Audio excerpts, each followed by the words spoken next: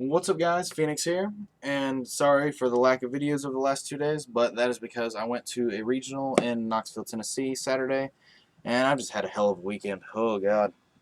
But anyway, this video is going to be the deck list of what I played at the Knoxville Regional. I ended up going X2 drop by round 6 for bullshit reasons. I started out basically undefeated, then I lost round 5 to Evil Swarms because game 3 he opened Ophion set 3, and I opened double Tempest, 2 Mistleton, and 2 Lance, and I can't physically play that game without losing, and I lose very quickly. And then game 3 of round 6, I'm playing against Blackwings, and the policy for the weekend was that they're finally enforcing the official tournament guideline policies where your extra deck, your main deck, and your side deck all have to have the same sleeves.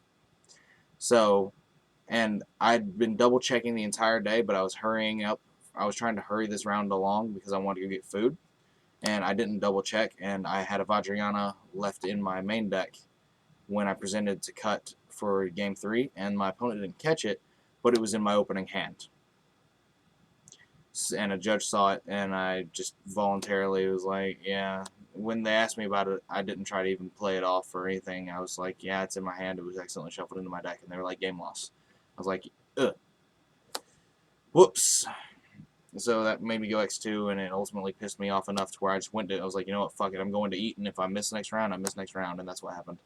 I just ended up being a no-show for next round. But anyway, I'm just going to blow through the deck list, and I'm going to maybe give some explanations on things later, and then just overall give a brief, synopsis of my weekend experiences. For monsters, there are 16, 3 Dragunitys, 2 Legionnaire, 1 Zephyros, 1 Garuda, 3 copies of Phalanx, the lone copy of Ackley's, 2 copies of Mistleton, 2 copies of Tempest, and 1 Red Eyes. For these spells, there are 17, the 3 Dragon Ravine, the 3 Terraforming, 2 cards of Consonance, 2 MST, 2 Lance, 1 of Gold Sark, 1 of Foolish, and then the last 3 spells were 3 Upstart Goblins. I am not running these ever again. At most, I would ever run 2, because 11,000 life points, if you draw all 3 of these, is actually a very big gap, and it's not really worth it, in my opinion, because with 3 Upstart Goblins, it only really changes your deck's drawing percentages by 5%, especially with a deck like this where you want to open different cards in conjunction. It doesn't really help. It was a theory that I was trying, and it was okay, but it ultimately made games so much harder to win than they already would have been, because like there are so many combos that I can put out that would put like 10,000 damage plus on board, like with a Ptolemy, a Bouncer, Stardust and Red Eyes, or a Gaia Dragon, Stardust, Red Eyes, and Bouncer, and things like that are playing around Gores and doing all this nonsense.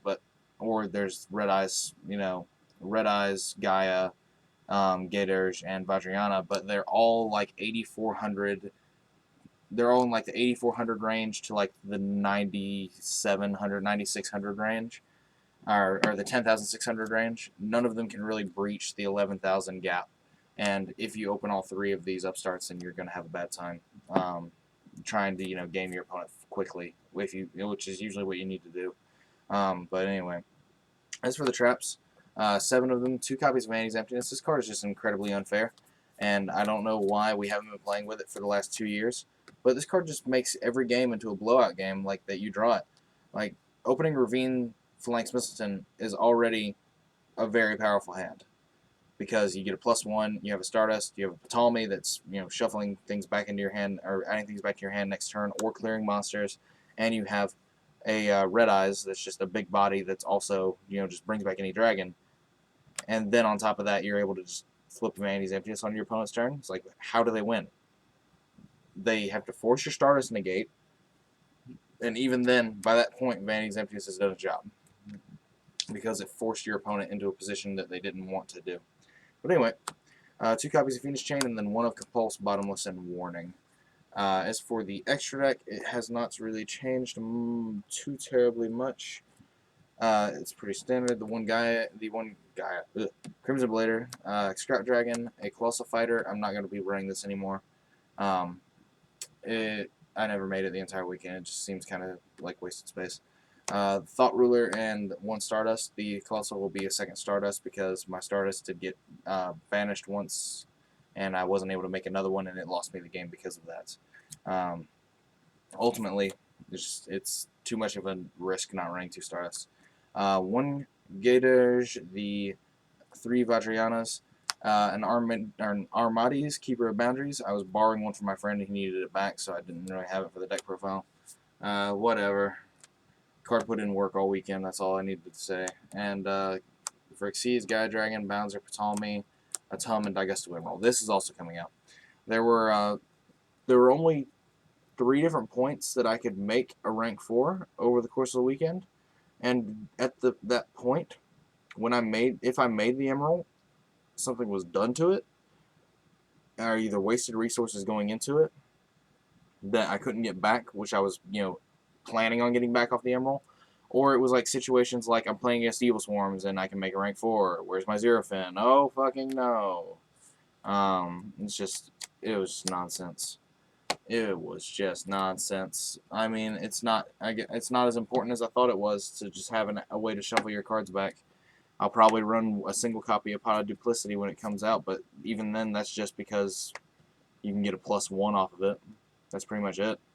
It's not really as important anymore. If you play smart, you can manage your resources, and when you go into late game, Tempest just carries the game for you because when your opponent tries to get over your imposing field of monsters, they use a lot of resources, and you can just soften them up with the Tempest. But anyway, for the side deck, I ran a single Kokimire Drago. Side this in against Prophecies, Infernities, things of that like. Shuts down their Temperance plays and their Priestess plays. They have to be able to Temperance double power just to get over this, which means they have to Temperance power and then Master. And even then, you can do cute little tricks with Lance and whatnot to ultimately mitigate that. And you also, have real traps.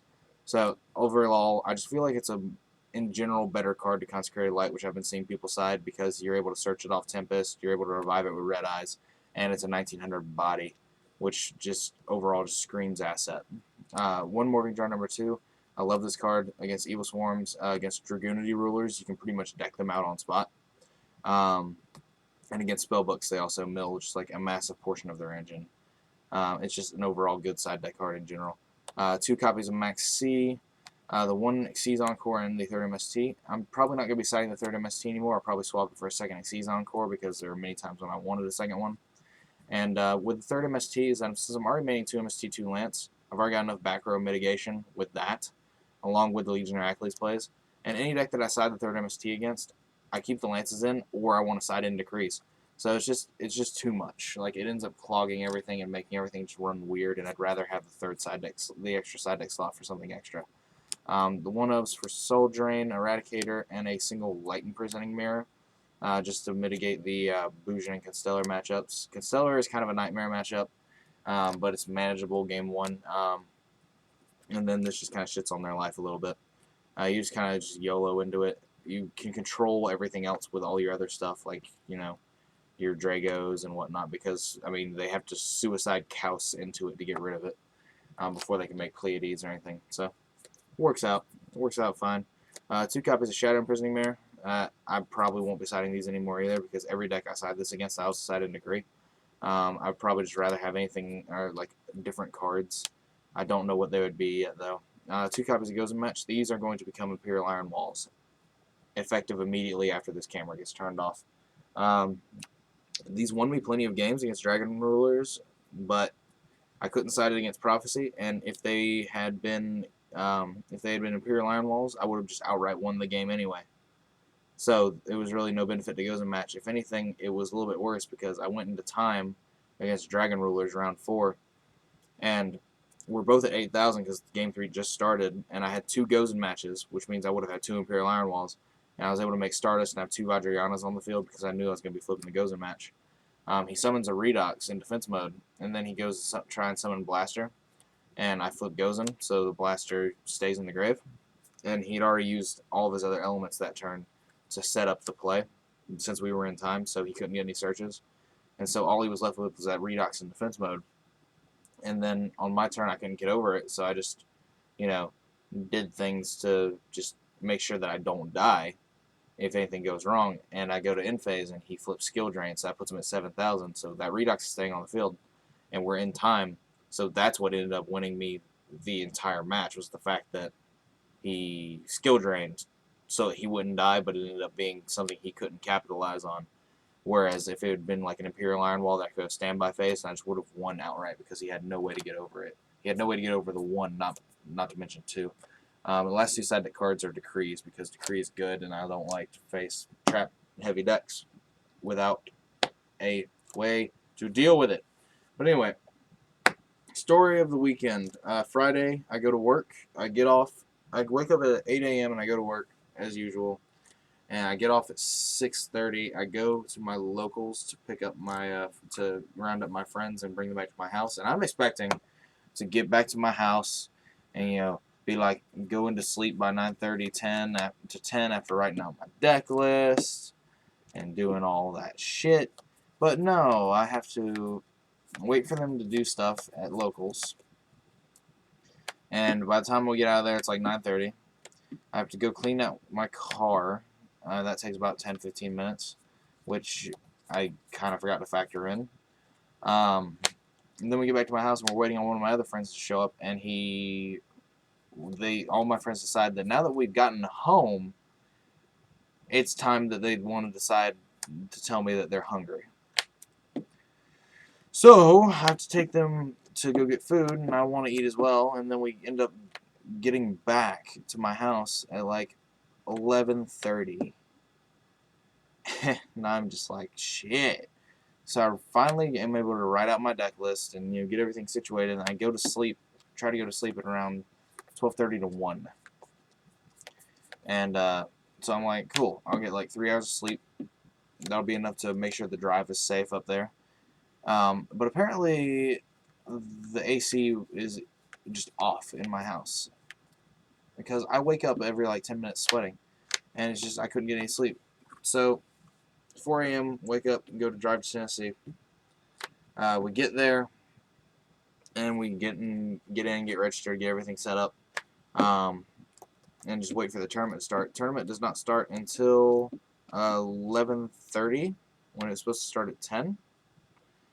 And the first round didn't start until 12, and there's going to be 9 rounds of Swiss. But luckily they ran the regional very efficiently, and the rounds were starting immediately thereafter, which meant there was basically no time to get food in between, which was kind of pissing me off, and ultimately led to why I just said, fuck it, I'm not going to try and win 3 more in a row to get an invite today. I'll just get my invite elsewhere. And after the regional was over, I get my friends, and we're discussing where to go to eat, and we just randomly go over back. I have to go pick, my friends have to go and get something that they left with another friend, so I drive over to where they are, and I just happened to stumble across Patrick Hoban, the Leverett family, Ben and Zach and their mom, and Desmond, the Car Curry King Johnson, stuck where they parked in front of the mall. And I'm like, what's up? And they're like, our battery's dead, because apparently like someone left the lights on in the car, and the battery was completely dead. So I'm like, that's cool. Do you have jumper cables? They had jumper cables, but if they didn't, I had jumper cables, so I was fine. Got their car jumped off because none of them knew what they were doing, apparently. Because apparently, from what I could understand, they had tried to jump off someone else's car before, and it wouldn't work for some reason. Like they basically had connected the jumper cables off to the wire casing instead of the actual prongs on the battery, the little nubs on the battery, so there was no current actually going through the wire, and if there wasn't sufficient current, because it was just kind of halfway on a conductive service. We get their car started, and I'm talking with the Leverett's mom, and I'm like, are y'all going to go eat, because I don't know how effective your alternator is going to be charging this battery. And if I'm trying to, figure out where to go eat with my group of people. And if you want to go eat, we can just go eat to the same place. We can follow each other, and that way, if your car doesn't start, I'll be there, and I'll be able to give you another jump. And that's what we ended up doing. We ended up going to a Chili's, and we ended up being there until like 12:30 in the morning. And at that point, I'm just like, you know what? I really cannot drive home today because I'm tired and I'm just like trashed completely, mentally, physically, and emotionally exhausted. Um, so I started talking with the Leverett's mom, and I was like, look, what hotel are y'all staying at? What's the rate for the room that you paid? Because at that point, I was just ready to rent a hotel room and stay the night because I didn't want to try and drive home. I knew I wasn't going to make it. I knew I was either going to fall asleep at the wheel or I was going to have to pull off at like a rest stop and sleep, which is also dangerous. But due to the fact that I just helped them out and that I'm not too terribly big a stranger to them because we go to the super games a lot and all that, she was like, we have a big room from the night before that has a lot of floor space. If y'all need to, y'all are more than welcome to come and crash on the floor and just sleep on the floor. And she got some extra pillows for us, and I brought in some blankets that were in my car. There were some extra blankets in the hotel room, and we bunked for the night in Patrick Desmond and the Leverett's room. And then hung out with them a little bit in the morning after we woke up, before we ended up leaving altogether for the drive back to Georgia, which ultimately ended up being a good thing that I stayed, because in the morning, because I told them this as well, is that their alternator may not charge the battery all the way as much as it should need to be in the short drive from, you know, from the event to the restaurant, and then from starting the car again, driving from the restaurant to the hotel.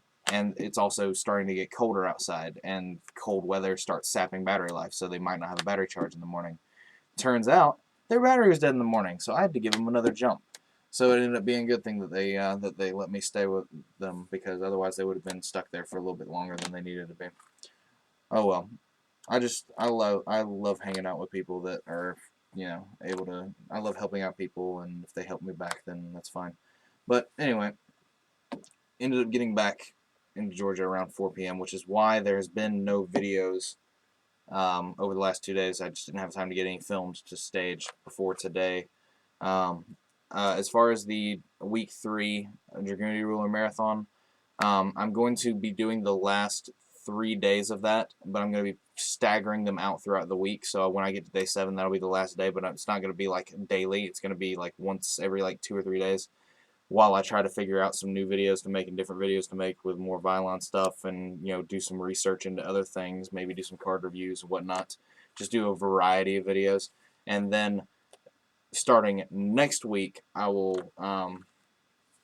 do the daily. I'll restart doing them daily, and do whatever the next deck is that y'all want me to play. As of right now, Vylons are winning by majority vote all the way home. So I'm pretty sure that's what I'm going to be playing. But, which means I really need to work on that deck, on that Vylon deck list, because sometimes it just wins outright and sometimes it loses horribly. But then again, that might be entertaining for some of you. But anyway, this video rambled along longer than it needed to. As always, guys, comment, rate, subscribe. Clicking that if you have not, I greatly appreciate it. It helps me make money, and that's all that really does. I mean, it just helps. If you want to help me, then by all means do it. It definitely makes it easier for me to make more videos. And definitely makes it easier for me to make more quality videos as well. But, as always, guys, do as you do, and take care.